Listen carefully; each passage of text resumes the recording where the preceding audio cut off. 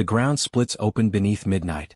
4 demons are wearing him like a second skin, and every one of them is screaming inside his skull at once.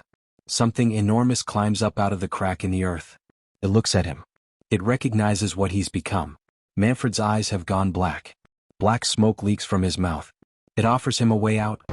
Join us. And this ends now. Manfred answers with a fireball to its face. 12 hours ago, none of this would have made sense.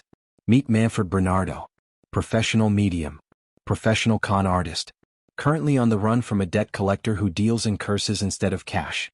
He has no idea that the next town on his road sits directly on top of the crack he's about to fight for his life over. By the end of this season, he's the only thing standing between that crack and total collapse. Manfred's mornings all look the same.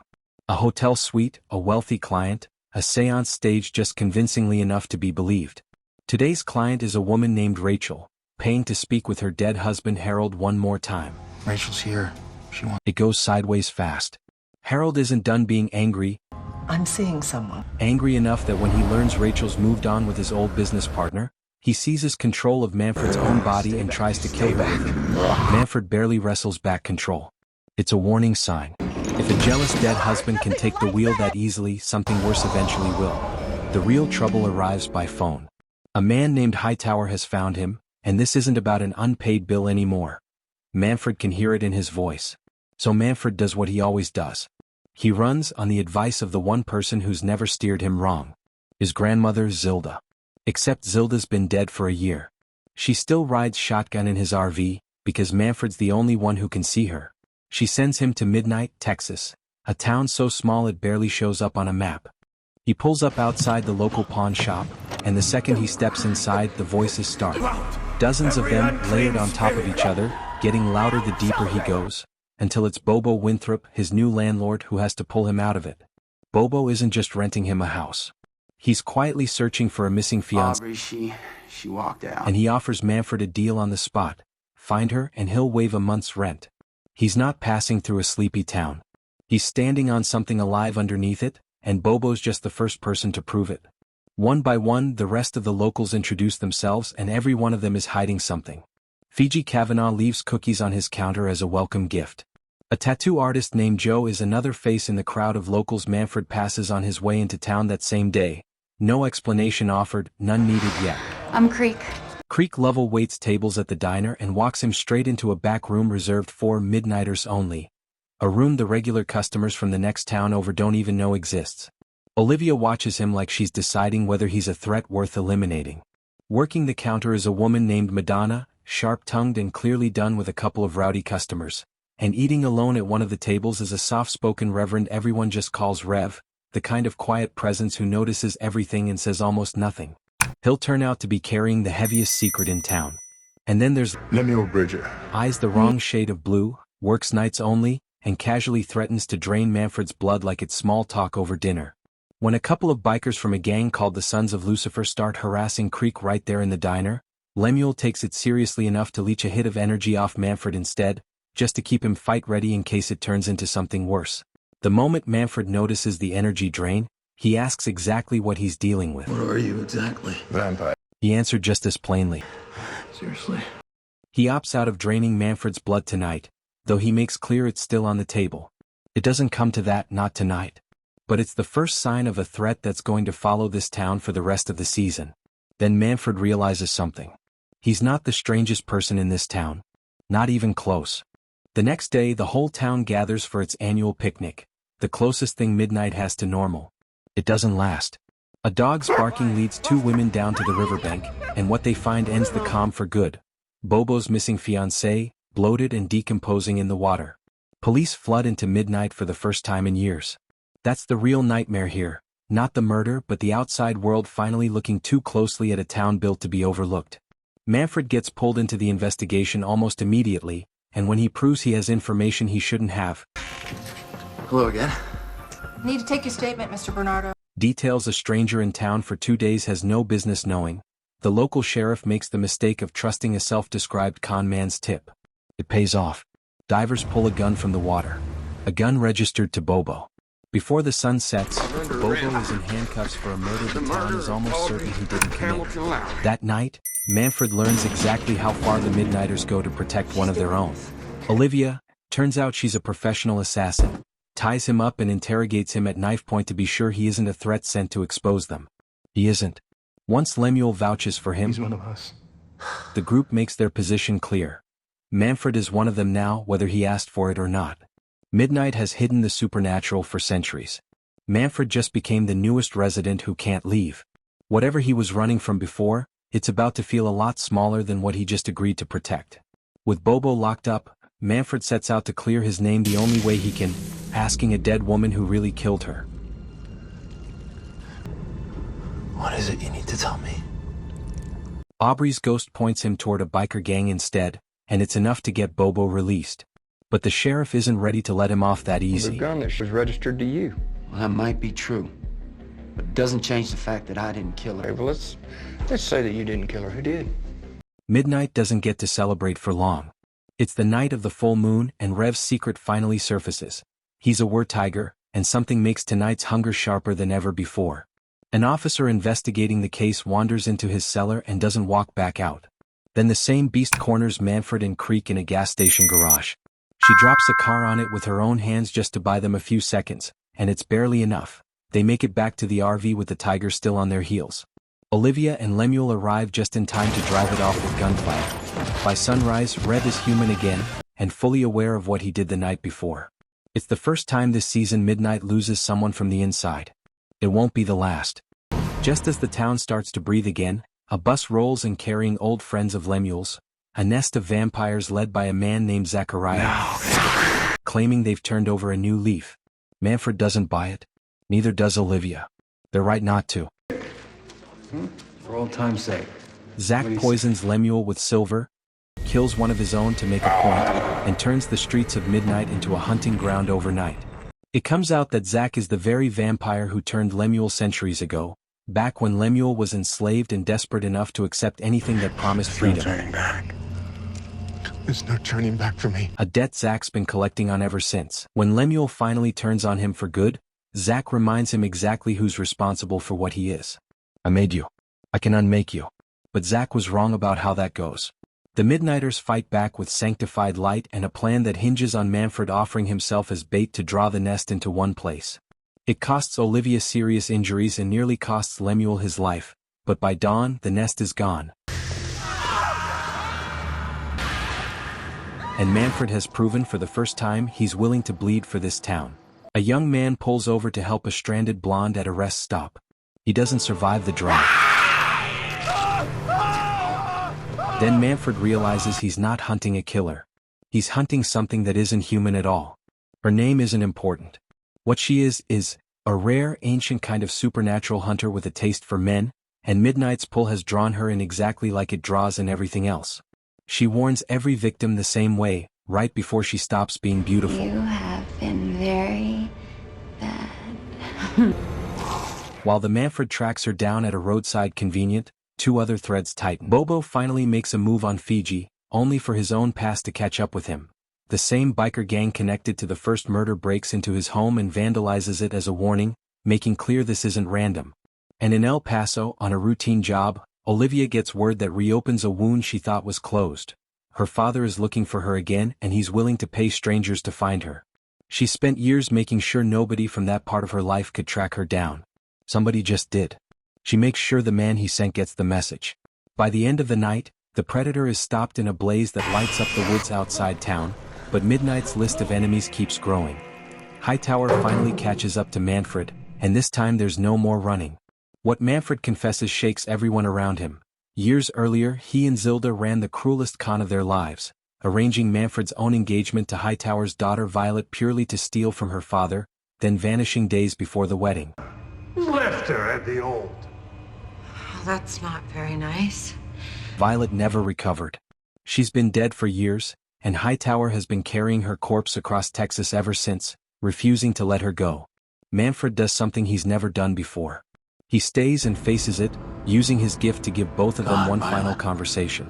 It doesn't go the way Hightower hoped. Violet has been waiting years to say this to her father. I hope he rots in hell! Your life, you controlled me. Forced me to do what you wanted. By the end of the night, Hightower can't survive what he's heard. At the same time, Bobo's own history detonates.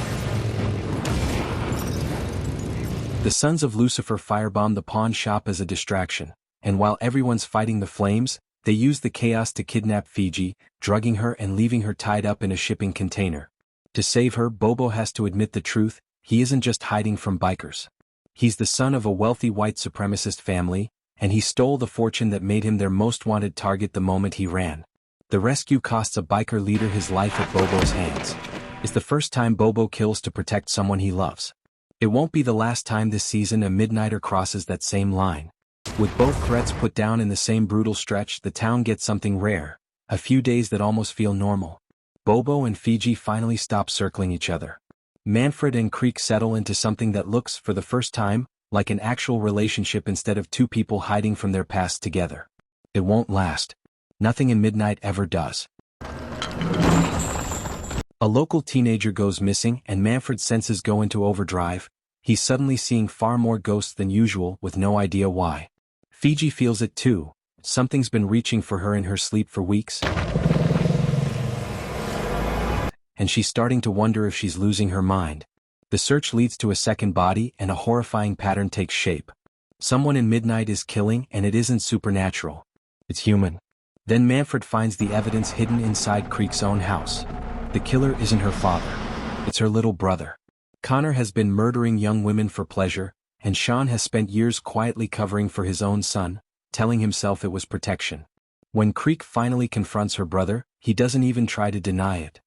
Don't look at me like that. Like what? Like I'm a monster. I like it. When Connor tries to silence Creek before she can put it together, forcing the truck off the road with her still inside, the Midnighters are forced into an impossible choice, and Lemuel ends it, taking Connor's life to save Creek's. Creek loses her brother and severs ties with her father in the same night. Just as Midnight starts to grieve, a new and far more dangerous visitor arrives. An angel named Bowie, hunting down her former protege for a betrayal she's never forgiven. That protege is Joe. Behind the easy smile and the tattoo gun is a soldier who fell from grace centuries ago for one reason. He fell in love with a demon. That demon is Chewie. The reveal splits the group, but there's no time to process it. Bowie beats Rev nearly to death. Animal. You're nothing. Terrorizes the diner and threatens to start killing humans if Joe doesn't surrender himself. A plan to trap her in a mirror portal fails. She tears it apart before it can pull her through, and it's only Chewie's true demonic form, unleashed for the first time, that finally kills her. Nobody in Midnight has ever watched an angel die before. In the aftermath, Manfred hears something he can't unhear. There's a prophecy about a man who can bridge the living and the dead, meant to lead Midnight through the coming collapse of the barrier between worlds. Every sign points to him. So you need to believe. He doesn't want it. And when Creek, grieving and needing to figure out who she is without her family, ends things between them, Manfred does the one thing he's always done best. He runs. Straight out of Midnight alone. Then the one person keeping Manfred tethered to the living finally lets go. Zilda confesses the truth. The reason she sent him to Midnight was never really about safety. She had a vision before she died. Before I died, I got a vision. Midnight in flames, Manfred the only one who could stop it. I should have told you, but I just kept chickening. She was too afraid to tell him. Stranded, sick, and out of the pills he's leaned on all season, Manfred has nowhere left to hide from what he is. Zilda finally lets go and moves on for good, leaving him alone on a dark road, right into the path of a stranger wearing a stolen face. That stranger belongs to something called the Faceless Supernatural, delivering a truckload of bodies as a sacrifice to bring a demon through the veil.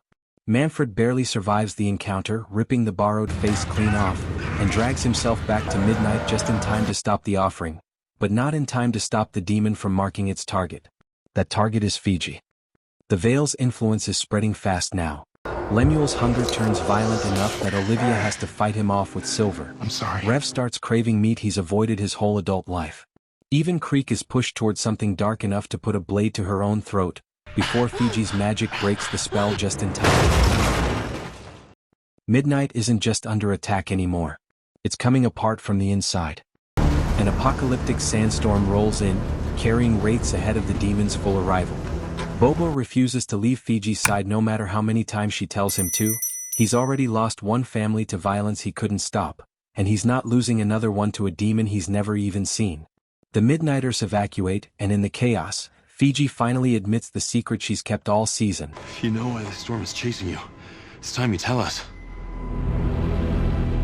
The demon wants her specifically because she's an extraordinarily powerful, and extraordinarily rare, virgin witch. There's only one lead left. A shaman buried 1,000 years ago once sealed this exact veil, and the only way to learn how is for someone to die and ask him directly. Rev offers himself first. Take me. Don't be ridiculous, Emilio. He's taken enough lives, he says this can be how he pays it back. Then, of all people, Mr. Snuggly volunteers instead. But the ritual doesn't take either offer. It takes Manfred. His body goes cold on the floor of a bar in the middle of nowhere. He gets his answer from beyond. But by the time he returns to the living, Fiji has already surrendered herself to save everyone else, walking willingly into the demon's grasp. Midnight is unrecognizable by the time the storm clears, flattened, scorched, and running out of time.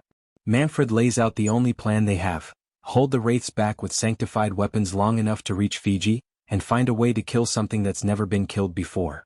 To do it, Manfred makes the most dangerous choice of his life.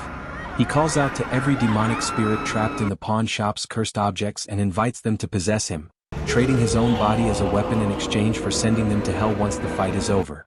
While Manfred burns from the inside out just to stay standing, Bobo and Fiji make a choice of their own, the one thing that can strip the demon of what it wants from her before it's too late. The ground cracks open. The demon rises. And everything Midnight has left is about to be spent in the same half hour. Kalkaner recognizes what's happening to Manfred immediately, evil recognizing evil, growing stronger by the second. He offers Manfred a place at his side instead of a fight. Join us. Manfred answers by hurling fire at him, and it barely slows him down. Inside Fiji's shop, while Joe holds the wraiths off outside with a blade the Rev blessed hours earlier, Bobo and Fiji make good on the plan Kalkaner never saw coming. The demon wanted her because of what she was. The instant that's no longer true, a surge of raw energy tears through the whole town, scattering every wraith at once and stripping Kalkaner of the one thing he came for. He doesn't take it well. He turns everything he has left on Manfred instead. Joe tries to finish the fight himself and gets thrown aside for it. It's Lemuel who tips the balance, dragging one more cursed object out of the shop for Manfred to pull power from, at the cost of nearly losing the Rev to his own worse self in the process. Possessed, burning from the inside, Manfred finally matches Kalkaner blow for blow, and drives him back to hell for good, releasing the spirits inside him exactly like he promised the moment it's over. You're free now. Get out of me and go to hell. Midnight survives the night. Not everyone in it walks away clean. Olivia doesn't. The burns from the wraith attack outside Fiji's house turn septic by the time Creek gets her to a hospital, and by nightfall the doctors have stopped promising she'll make it until morning. Lemuel doesn't wait for permission. He forces his own blood into her veins, and whatever the cost of that turns out to be, it isn't death, not tonight. A week later, the whole town gathers for a wedding instead of a funeral. Lemuel and Olivia, in the chapel the Rev presides over, exchanging rings made of platinum instead of the silver that would have killed him. Platinum. Bobo and Fiji slip out early. Manfred and Creek dance in the street outside because for once, nobody in Midnight has anywhere else they need to be. It doesn't last. The next morning, Manfred catches sight of blood dripping from his ear in the bathroom mirror, and at that same moment, the ground shakes under the whole town at once. And when the Midnighters step outside to see what caused it, they find a construction crew unloading trucks in front of the old abandoned hotel. New owners here to renovate the place into a tourist destination, promising to bring outsiders flooding into the one town built entirely to keep them out. Manfred looks up at the hotel's top floor window. Something is standing in it, watching, and it isn't anyone still alive. With this, the story of Season 1 comes to an end. Make sure to subscribe and turn on notifications so you can watch more recaps like this. Thanks for watching.